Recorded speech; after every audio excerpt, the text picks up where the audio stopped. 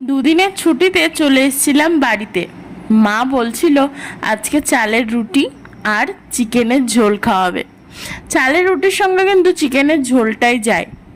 এদিকে মা রুটির জন্য প্রিপারেশন নিয়ে নিয়েছিল, আর এদিকে সমস্ত মশলা দিয়ে দিচ্ছিল, আর আমি শুধু নাড়িয়ে দিচ্ছিলাম। মশলা কষানো হয়ে গেলে চিকেনটা অ্যাড করে দিয়ে ভালো করে কষিয়ে নিচ্ছিলাম।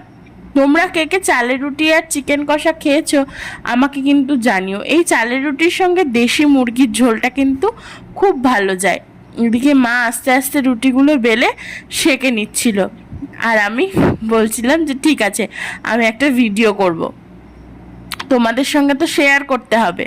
দেখো, একদম কিন্তু রেডি চালের রুটি আর চিকেনের পাতলা ঝোল।